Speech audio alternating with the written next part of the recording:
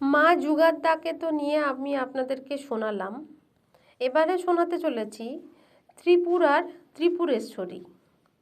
পীঠমালা তন্ত্রে শিব পার্বতী সংবাদের 1/50 বিদ্যুৎ পদ্ধতিতে বলা হয়েছে, ত্রিপুরায়াং দক্ষপাদ দেবী ত্রিপুরা সুন্দরী ভৈরবস্ত্রী পুরেশ্চ সর্বাভীষ্ট ফলপ্রদ। বাংলায় এই শ্লোকের মর্মার্থ হল, ত্রিপুরা দেশে সতীর দক্ষিণ পদ পড়ায় সেখানে পীঠদেবী ত্রিপুরা এবং ত্রিপুরেশ ভৈরব অবতীর্ণ হয়েছেন। এই পীঠদেবী ত্রিপুরা রাজ্যের প্রাচীন রাজধানী উদয়পুরে প্রতিষ্ঠাতা আছেন। সেখানকার বিভাগীয় অফিস থেকে পূর্ব দক্ষিণ কোণে 1 ক্রোশ দূরে একটি সামান্য উঁচু পাহাড়ের উপর মন্দিরটি অবস্থিত আছে। দেবীর মন্দির কতকটা কালীঘাটের মন্দিরের মায়ের আদলে তৈরি। মূল দরজা পশ্চিম দিকে, উত্তর দিকে ছোট একটি দরজা আছে, তা পরবর্তী সময়ে খোলা হয়েছে বলে অনুমান করা হয়। মন্দিরের বাইরের পরিমাপ হল 24x24 ফুট এবং ভেতরের পরিসর হল 16x16 ফুট। চারিদিকে দেওয়াল 8 ফুট চওড়া, উচ্চতা 75 ফুট। পুরনো দিনের প্রণালী অনুসারে নাতিস্থূল ইষ্টক ও উৎকৃষ্ট মশলা দিয়ে এই মন্দির তৈরি হয়েছে। মন্দিরের দেওয়ালগুলি এত মজবুত যে দূর থেকে আসা কামানের গোলাও সহজেই মন্দিরের কোনো অনিষ্ট করতে পারবে না। এখানে উল্লেখ্য, ত্রিপুরার মহারাজ ধন্যমাণিক্যের শাসনকালে এই মন্দির তৈরি হয়েছিল। প্রতিষ্ঠাকাল 1423 শকাব্দ। রাজমালায় পাওয়া যায় এই মন্দির তৈরির সময় মহারাজ ধন্যমাণিক্য চট্টগ্রাম থেকে মায়ের বর্তমান মূর্তি আনিয়েছিলেন।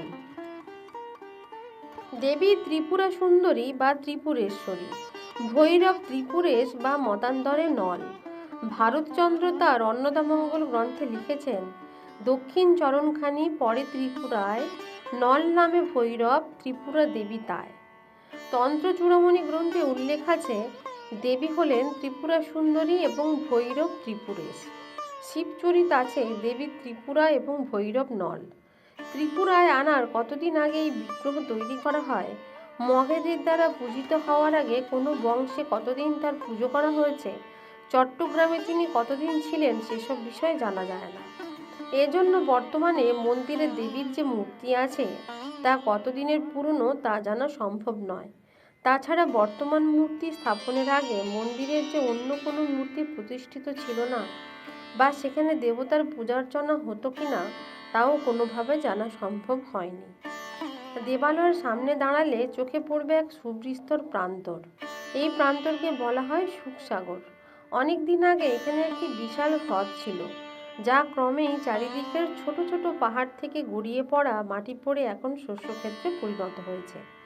মন্দিরের পূর্ব দিকে একটি দিঘি আছে, যা পুরনো হলেও এর জল খুবই পরিষ্কার। মহারাজ কল্যাণমাণিক্যের আমলে এই দিঘি খনন করা হয় বলে এর নাম রাখা হয় কল্যাণ সাগর।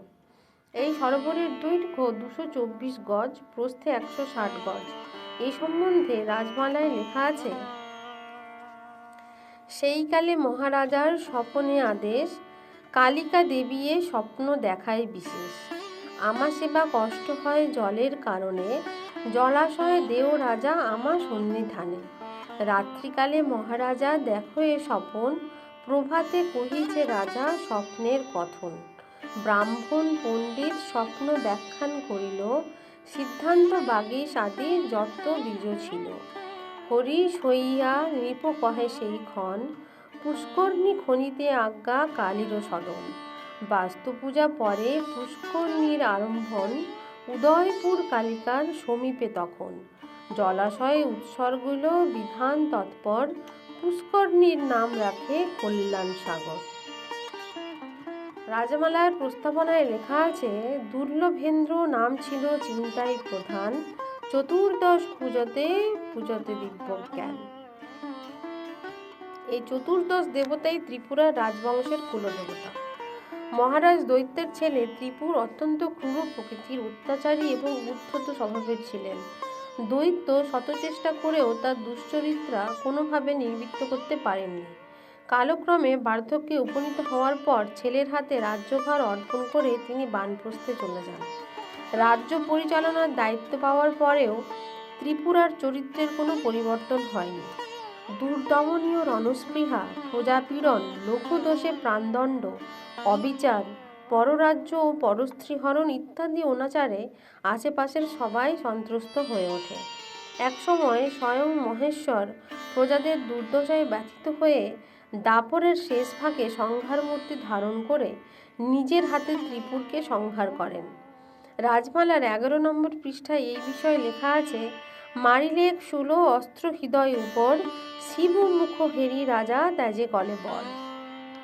রাজরত্নাকর গ্রন্থে মহাদেব কর্তৃক ত্রিপুরের নিহত হওয়ার যে বিবরণ পাওয়া যায় তা থেকে আভাস পাওয়া যায় শিবদেশী ও অত্যাচারী ত্রিপুরের সহিত রাজমন্ত্রী সহ সকলের মনেই বিদ্বেষের সৃষ্টি হয়। এমনকি এমন তথ্যও পাওয়া যায় রাজাকে সংহার করার জন্য তারা সম্রাটের চিরশত্রু হিড়ম্বপতির শরণাপন্ন হন। তখন হিড়ম্বেশ্বর মনে করলেন, ইহারা মহারাজ ত্রিপুরের বিরুদ্ধ বাগীর ভাগ করিয়া আমার মনোগত ভাব জানিতে আসিয়াছে। আমি যদি ইহাদের নিকট মনের কথা প্রকাশ করি তবে বিপদের আশঙ্কা আছে। এ কথা ভেবে হিড়ম্বেশ্বর রেগে গিয়ে তাদের আপন রাজ্য থেকে তাড়িয়া দেন। ত্রিপুরার প্রজারা রাজমন্ত্রী নরসিংহর কাছে গেলে তিনি বললেন, মহাদেবের কৃপালাভ ব্যতীত এই বিপদ হইতে পরিত্রাণের কোনো উপায় নাই। রাজা রাজধানীতে অবস্থানকালে আমরা এই কার্যে লিপ্ত হইব না, কারণ আমরা তাহার অকল্যাণ কামনা করিতেছি। ইহা যদি কর্ণগোচর হয় তবে আমাদের বিপদ আরও ঘনীভূত হইবে। রাজা মৃগয়া প্রিয়, তিনি যখন মৃগয়া ব্যাবদেশে বনে গমন করিবেন তখন আমরা মহাদেবের অর্চনায় প্রবৃত্ত হইব। এরপর এই পরিকল্পনা মতো ব্যবস্থা গ্রহণ করা হলো। মহাদেবের কাছে আকুল প্রার্থনা করার পর তিনি অত্যাচারী ত্রিপুরকে দমন করার ব্যবস্থা করলেন। এই বিষয়ে উল্লেখ করা হয়েছে, শ্রী ধর্মমাণিক্য রাজা পরে জিজ্ঞাসিল, ক্ষত্রিয় বংশেতে কেন ত্রিপুর নাম হইল? চণ্ডাই কহে, মহারাজা তাহা বলি আমি, যেই মতে ক্ষত্রিয় বংশে ত্রিপুর হইলা তুমি। দক্ষ কন্যা সতী অঙ্গ পতন যে স্থানে, মহাপীঠ নির্ণয় মুনি বলিছে পুরাণে। শিববাক্য পীঠমালা তন্ত্রের প্রমাণ, সেই রাজ্যে যেই অঙ্গ সেই পীঠস্থান। সেই রাজ্যে এক দেবী ভৈরবী আর জন, দুই নামে পীঠস্থান করে নিরূপণ। অথ পীঠমালা তত্ত্ব, ত্রিপুরায়াং দক্ষপাদ দেবী ত্রিপুরা সুন্দরী, ভৈরবস্ত্রী পুরেশ্চৈচ সর্বাভীষ্ট প্রদায়ক। পদবন্ধে আছে, সতীর দক্ষিণ পদ পড়ে ত্রিপুরাতে, ত্রিপুরা সুন্দরী খ্যাতি ত্রিপুর ভূমিতে, ত্রিপুরেশ নাম শিব ত্রিপুরা রাজ্যেতে, তান বলে ত্রিলোচন ত্রিপুর পত্নীতে। যেই কারণে ক্ষত্রি ত্রিপুর জাতি বলে, অবধান করো রাজা মনোভূত হলে। ত্রিপুর বংশের প্রমাণ আর যযোচিত। পঞ্চভেদ মহাভারত প্রমাণ লিখিত, মহাভারতের সভাপর্বতে লিখিছে, সহদেব দিগ্বিজয় দক্ষিণে গিয়াছে। তন্ত্রচূড়ামণিতে উল্লেখ আছে, ত্রিপুরায়াং দক্ষপাদ দেবতা ত্রিপুরা মাতা, ভৈরব ত্রিপুরেশ্চ সর্বাভীষ্ট ফলপ্রদ। এর দ্বারা বোঝা যায় যে এই ত্রিপুরাই বর্তমানের ত্রিপুরা রাজ্য এবং পীঠদেবী ত্রিপুরা সুন্দরী। মহারাজ ত্রিলোচন চতুর্দশ দেবতার পূজার্চনার জন্য দণ্ডিদের সাগরদ্বীপ থেকে আনবার জন্য দূত পাঠিয়েছিলেন। রাজমালার ত্রিলোচন খণ্ডের উল্লেখ আছে। উদ্ধত এবং অধার্মিক ত্রিপুর যখনও জীবিত আছেন মনে করে দণ্ডিরা ত্রিপুরায় আসতে সাহস করেননি। এই সূত্রই সাগরদ্বীপের সঙ্গে ত্রিপুরার যোগাযোগ ছিল, এই বিষয়টি স্পষ্ট কথিত হয়। কথিত আছে, মহারাজ ত্রিলোচনের সঙ্গে দণ্ডিদের আগের থেকেই যোগাযোগ ছিল এবং রাজা অত্যাচারের বিষয়ে দণ্ডিরা জানতেন। রাজরত্নাকারের মতে এই দণ্ডিদের আগে তুচ্ছ সন্তানেরা দেবতার সেবায়িত ছিলেন। মহারাজ ত্রিপুরের অত্যাচারে তারা সেই স্থান ত্যাগ করতে বাধ্য হন। এই সব ঘটনার দ্বারা জানা যায় যে সুন্দরবনে রাজধানী থাকার সময়ে সন্তুদের সাথে রাজবংশের ঘনিষ্ঠতা হয় এবং সেই সূত্রেই কিরাত দেশে রাজ্য স্থাপনের জন্য তাদের আনা হয়। চন্দাই নামে জনৈক দণ্ডী ত্রিপুর রাজবংশের বিবরণ প্রাচীনকাল থেকে সংগ্রহ করেছেন। রাজমালা, রাজরত্নাকর প্রভৃতি ত্রিপুরার ইতিহাস তার মুখ থেকে শুনেই রচিত হয়েছে। এইভাবেও ত্রিপুর রাজবংশের সঙ্গে সাগরদ্বীপের ঘনিষ্ঠতা হয়। সম্ভবত সেই কারণেই সুন্দরবনে স্থাপিত ত্রিপুর সুন্দরী মূর্তি দ্বারা ত্রিপুরার সঙ্গে সাগরদ্বীপের সম্বন্ধ সূচিত হয়। কালিদাস দত্তের লেখা সুন্দরবনের প্রাচীন ইতিহাস বইতে ত্রিপুরা সুন্দরীর উল্লেখ রয়েছে। এই বইতে অম্বুলিঙ্গের নামও পাওয়া যায়। সেখানে আছে বর্তমান সময়ে উক্ত প্রদেশের প্রাচীরতত্ত্বের নিদর্শনসমূহের মধ্যে ভাগীরথী নদীর পশ্চিম কূলে বরাশীতে অম্বুলিঙ্গ, ছত্রভোগ ত্রিপুরা সুন্দরী ও অন্ধমুনি প্রভৃতি নামে কতকগুলি প্রাচীন হিন্দু তীর্থক্ষেত্র বিদ্যমান আছে। ত্রিপুরা সুন্দরী শব্দের পাদটীকায় লেখা রয়েছে, ত্রিপুরা সুন্দরী তীর্থক্ষেত্রে এইখানে ত্রিপুরাবালা ভৈরবী নাম্নী এক দারুময়ী দেবী মূর্তি প্রতিষ্ঠিতা আছেন। এই দেবালয়ের পুরোহিতগণ বলেন যে উহা একটি পীঠস্থান এবং দেবী ত্রিপুরা সুন্দরী শক্তি ও বরাশীর অম্বুলিঙ্গ ভৈরব। সাধারণের বিশ্বাস তথায় দেবীর বক্ষস্থল বা বুকের ছাতি পড়িয়াছিল। কথিত আছে যে উক্ত ত্রিপুরা সুন্দরী দেবীর মন্দির বহু প্রাচীনকালে কৃষ্ণচন্দ্রপুর গ্রামের নিকটবর্তী গ্রামের কাটানদিঘি নামক স্থান ছিল। পরে উহা তথা হইতে ছত্রভোগে স্থানান্তরিত হয়। এইখানে যে দেবীগৃহ ছত্রভোগে বর্তমান আছেন, উহাও তথাকার প্রাচীন মন্দির নহে। 1271 সালে ঝড়ে উক্ত প্রাচীন মন্দির পড়িয়া যাইবার পরে ইদানীন্তন মন্দির গৃহ প্রতিষ্ঠা হইয়াছে। শ্রী শ্রী চৈতন্য মহাপ্রভুর নীলাচল যাত্রীর পথ প্রসঙ্গে শ্রীমৎ বৃন্দাবন দাস ঠাকুর ত্রিপুরেশ্বরী বিগ্রহের বিবরণ দিয়ে বলেছেন, এই মতো প্রভু জাহ্নবীর কুলে কুলে আইলেন ছত্রভোগ মহাকুত হলে। সেই ছত্রভোগে গঙ্গা হয় শতমুখী, বহিয়া আছেন সর্বলোকে করি সুখী। জলময় শিবলিঙ্গ আছে সেই স্থানে, আম্বুলিঙ্গ ঘাট করি বল সর্বজনে। সতীশচন্দ্র মিত্র তার রচিত যশোর খুলনার ইতিহাস এ ত্রিপুরা সুন্দরীর কোনো বিবরণ দেননি, কিন্তু সেখানে অম্বুলিঙ্গের উল্লেখ আছে। শশাঙ্কের রাজত্বকালে সমতটের নানা স্থানে শিব মূর্তি প্রতিষ্ঠিত হইয়াছিল। হাতিয়াগড়ে সুপ্রসিদ্ধ অম্বুলিঙ্গ শিব, কালীঘাটে নকুলেশ্বর, দিগঙ্গায় গঙ্গেশ্বর শিব, কুশদহে যমুনা তটে লাউপালা নামস্থানে জলেশ্বর শিব এই সময় তাহার অব্যবহিত পূর্ববর্তী যজ্ঞে প্রতিষ্ঠিত হইয়া বলিয়া বোধ হয়। ত্রিপুরা সুন্দরী পীঠদেবী এবং সতীর বক্ষস্থল পড়ায় এই পীঠের উদ্ভব হয়েছে, এটাই একাংশের বিশ্বাস ছিল। তন্ত্র চূড়ামণি, পীঠমালা তন্ত্র, দেবী ভাগবত, কালিকা পুরাণ ও শিবচরিত প্রভৃতি বইতে কোথাও সুন্দরবনে পীঠ প্রতিষ্ঠার উল্লেখ নেই। কেবলমাত্র কুব্জিকা তন্ত্রের সপ্তম পটলে গঙ্গাসাগর সঙ্গমে সিদ্ধপীঠের উল্লেখ আছে, কিন্তু দেবীর কোনো অঙ্গ প্রত্যঙ্গ পড়ার সূত্রে পীঠ সৃষ্টির সপক্ষে কোনো প্রমাণ পাওয়া যায় না। তবে শাস্ত্রানুসারে সিদ্ধপীঠ দেবীর অঙ্গ ব্যতীত প্রতিষ্ঠিত হইতে পারে। তন্ত্রের বিধানে যে জায়গার কোটিহোম বা কোটি মহাবিদ্যাযন্ত্র জপ করা হয়েছে সেই জায়গাকে সিদ্ধপীঠ বলা হয়। এই ধরনের সাগর কিনারে সিদ্ধপীঠ প্রতিষ্ঠিত হয়েছে। এই সিদ্ধপীঠের অধিষ্ঠাত্রী দেবীর নাম কুব্জিকা তন্ত্রের মতে জ্যোতির্ময়ী। প্রাচীনকালে এই জায়গায় কোনো মূর্তি থাকবার সপক্ষে প্রমাণ পাওয়া যায়নি। আগে উল্লেখ করা হয়েছে, মন্দিরের সামনে দাঁড়িয়ে পশ্চিম দিকে তাকালে একটি বিশাল প্রান্তর চোখে পড়ে। প্রান্তরের নাম সুখসাগর। এক সময় এটি একটি বড় হ্রদ ছিল। মন্দিরের পূর্ব দিকে একটা দিঘি আছে, এটি খুবই প্রাচীন। মহারাজ কল্যাণ মাণিক্যের শাসনকালে এই দিঘির খোঁড়ার কাজ শুরু হয় বলে এর নাম হয়েছে কল্যাণ সাগর। প্রতিদিন অন্নব্যঞ্জন, লুচি, মিষ্টি ইত্যাদি দিয়ে দেবীর ভোগ হয়। একটি করে পাঁঠা প্রতিদিন বলি হয়ে থাকে। অতীতে এখানে নরবলি হতো বলে শোনা যায়। নগরের উপকণ্ঠে ভৈরবলিঙ্গ প্রতিষ্ঠিত। ভৈরবের নাম কোনো তন্ত্রে ত্রিপুরেশ, আবার কোনো কোনো তন্ত্রে নল বা অনল নামে উল্লেখ করা হয়েছে। ভৈরবের বাড়িকে মহাদেব বাড়ি বলা হয়ে থাকে। মহারাজ ধন্যমাণিক্য এই মন্দির তৈরি ও বিগ্রহ প্রতিষ্ঠা করেছেন, এই বিষয়ে ত্রিপুর বংশাবলিতে উল্লেখ আছে। আর এক মঠ তবে অপূর্ব গঠিত, সেই মঠে মহাদেব স্থাপন করিল। মন্দিরে ত্রিপুরেশ্বরীর সামনে পিতলের সিংহাসনে যে শালগ্রাম শিলা দেখা যায় তাকে বলা হয় রাজরাজেশ্বর চক্র। মণিকর্ণিকার তীরে পিতৃপদ অবস্থানরত ধন্যকে রাম নামে জনৈক যোগী মহারাজ দেখতে পান।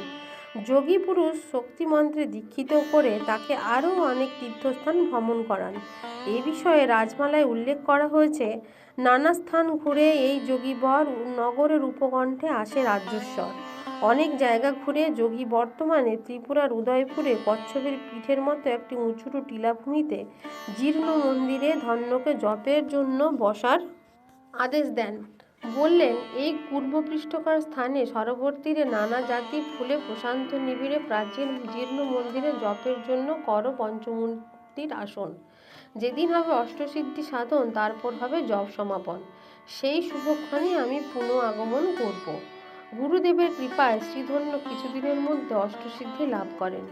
যোগীবর তখন আবার সেই জায়গায় দেখা দিয়ে বলেন, এক দম্ভ বন সিদ্ধালয়। 1423 শতাব্দে প্রতাপ মাণিক্যের মৃত্যুর পর রাজা হন শ্রীধন্য। রাজত্বের দায়িত্ব নেবার পরেই তিনি জীর্ণ মন্দিরটি সংস্কার করার জন্য রাজেশ্বর শালগ্রাম শিলা স্থাপন করেন। একদিন রাতে ত্রিপুরেশ্বরী মা রাজা শ্রীধন্যকে স্বপ্ন দেখা দেন। এ প্রসঙ্গে রাজমালায় বলা আছে, স্বপ্ন যোগে কহে চণ্ডী শূন্য ধন্য রায়, চট্টল হাতে ফিরে আনো আমায়। পার্বত্য চট্টগ্রামে তখন মগ জাতির মানুষ পুজো করতেন ত্রিপুরেশ্বরীকে। যখন মহারাজ শ্রীধন্যের সেনারা চট্টলে গিয়ে পৌঁছালো, তখন মগেদের সঙ্গে তাদের ভয়ঙ্কর যুদ্ধ বাধে। ত্রিপুরেশ্বরের কৃপায় অবশেষে মহারাজের সৈন্যরা প্রস্তরময় মূর্তি উদ্ধার করে ত্রিপুরা অভিমুখে যাত্রা করেন। এই সময় দৈববাণী হলো, মহারাজ না, ভয় করিও না, পীঠস্থান যথায় তথা রাত্রি ভোর হবে নিশ্চয়। নগরের উপকণ্ঠে কুর্মপৃষ্ঠ স্থানে বর্তমানে মন্দিরের কাছে আসতেই সূর্যদেব উঠিল গগনে। দেবী স্বপ্নে দেখা দিয়ে বললেন, এখানে আমার মন্দির স্থাপন করো। মহারাজ বললেন, মা, মন্দিরে আমি বিষ্ণুকে স্থাপন করেছি, তোমায় অন্য স্থানে আরেকটি মন্দিরে রেখে পুজিব? কারণ তুমি তো মহাশক্তি। তান্ত্রিক পদ্ধতিতে তোমার পুজো করতে হলে বলি দিতে হবে, কিন্তু এখানে বিষ্ণুর সামনে কিভাবে বলি দেব সম্ভব? আমি তোমায় অন্যত্র প্রতিষ্ঠিত করব। কিন্তু মা ত্রিপুরেশ্বরীর অকাট্য যুক্তিকে উপেক্ষা করতে পারলেন না মহারাজ ধন্য মাণিক্য। একই মন্দিরে প্রতিষ্ঠিত হলো বিষ্ণু এবং শক্তির। সেই থেকে অর্থাৎ 1423 শতাব্দ থেকে আজ অবধি সেখানেই মা ত্রিপুরেশ্বরীর পুজো হয়ে আসছে। সেই সময় ত্রিপুরায় ব্রাহ্মণ না পাওয়ায় মহারাজ উত্তরপ্রদেশের কান্যকুব্জ তথা কনৌজ নগর থেকে 2 ব্রাহ্মণ পাণ্ডাকে এখানে এনে মায়ের সেবার কাজে লাগানো হয়। সেই কাজের জন্য রাজা ব্রাহ্মণদের কিছু জমিও দান করেন। আজও সেই বংশের উত্তরপুরুষরাই মায়ের পুজো করছেন। পুজোর কাজের জন্য মহারাজ টলুয়া বা মান্ডবী বাজনাদার মশলাধারীদের কিছু কিছু জমি দান করেন। মশলাধারী পাহাড়িয়া শ্রেণীর মানুষরা আজও প্রতিটি অমাবস্যার দিনে মন্দির চত্বরে উপস্থিত হয়ে তাদের পূর্বসূরীদের মতো মশাল ধরে আলো দেখায়। মূর্তির লাল জিভ না থাকায় তিনি কালী নন। তন্ত্রের ষোড়শী রূপে তিনি পূজিতা হয়ে থাকেন। জানা গেছে মূর্তি প্রতিষ্ঠার আগে এখানে একটি বেদীপীঠ ছিল। সেখানে কালী যন্ত্র দেখা যায়। যন্ত্রটি করবী ফুলের মতো। বেদির চারপাশে অনেক দেবতার মূর্তি ও অস্পষ্টভাবে আরও কিছু দেখা যায়। মূর্তির আসনে যার মাথা থাকার কথা, সেই মুন্ডের মাপ অনুযায়ী চিহ্ন আজও দেখা যায়। মায়ের মূর্তির দক্ষিণ দিকে একটি ছোট মূর্তি দেখা যায়, তাকে ছোট মা নামে পুজো করা হয়। কথিত আছে ওই ছোট মূর্তিটি মা ত্রিপুরেশ্বরের মন্দিরের কাছে কোনো জলাশয়ের মধ্যে ছিল। অতীতে রাজারা যুদ্ধে যাবার আগে এই ছোট মূর্তিটিকে পুজো করতেন। জানা যায় ত্রিপুরার রাজা বংশানুক্রমে নিত্যদিন মন্দিরে এসে ত্রিপুরেশ্বরী মাকে দর্শন করতেন ও সকল কুলোচার মেনে পুজো করতেন এবং তা যাতে বজায় থাকে তার জন্য নির্দেশ দিতেন। কিন্তু মহারাজ কল্যাণ মাণিক্যের ছেলে গোবিন্দ মাণিক্য কুলাচার ভেঙে নরবলি বন্ধ করে দেন। দেবী তখন স্বপ্নে দেখা দিয়ে বলেন, কুলাচার মতে যদি না পুজো আমায়, গ্রাম ছাড়া হবে তুমি জানিও নিশ্চয়। একদিন সত্যি সত্যি রাজা গোবিন্দ মাণিক্য রাজ্য থেকে বিতাড়িত হয়ে যান। মা ত্রিপুরেশ্বরীর পুজোয় আজও কোনো ছেদ পড়েনি। জনৈক সত্য সাধনের বন্দনায় উল্লিখিত আছে, শুনো হে মায়ের অপূর্ব প্রতিভা, নানা দেশ হতে আসে ভক্ত অগণন, মায়ের সেই দক্ষিণ চরণ পুজিতে নিত্য চলে ভোগবাদ্য আরতি উৎসব। দেবতা গান্ধর্বগণ করে মায়ের স্তব, মৎস্য কুর্ম নির্ভয়ে জলেতে খেলা করে, পীর আউলিয়া আসে নানা স্থান হতে, নানা দেবতা মুনি আসেন শ্বেতা শূন্য হতে। কেউ ব্যগ্র, কেউ গজে, কেউ বা পথে ভগবান জন দেখা পায় আচম্বিতে। হেথা বসে ত্রিপুরের শিব ভোলানাথ, অন্যত্র শুভ্রদা বলরাম জগন্নাথ। মায়ের পুজোর সনে এই সমুদয়, দেখলে বুঝিলে হয় মহাপুণ্যদয়। বছর মুকাম আছে মায়ের বাড়ির পথে, হিন্দু মুসলমান যায় তথা সিন্নি দিতে। বিপদে পড়লে নাবিক সকলে বছর বছর বলে কাটে অমঙ্গল। ত্রিপুর পীঠের কথা বড় পুণ্যময়, যেই পড়ে সেই রাখে গ্রহদোষ ক্ষয়। দেবীর মাহাত্ম্য কথা যে করে শ্রবণ, সর্ব পাপে মুক্তি আগে স্বর্গে গমন। বুধ গ্রহের শুরু এই ত্রিপুরা সুন্দরী, এতদূর দেবী মাহাত্ম্য রচিল অধম সত্য সাধন। তাহলে আজকে আমি আপনাদেরকে শোনালাম মা ত্রিপুরেশ্বরী ত্রিপুরা। তো আপনাদের কেমন লাগছে শুনতে আপনারা অবশ্যই জানাবেন। ভালো লাগলে লাইক করবেন, শেয়ার করবেন আর সাবস্ক্রাইবও করবেন। আপনারা মায়ের কৃপায় সুস্থ থাকুন, ভালো থাকুন, আনন্দে থাকুন। পরবর্তী আমি মুখ্য তীর্থ তারাপীঠ নিয়ে আসবো আবার।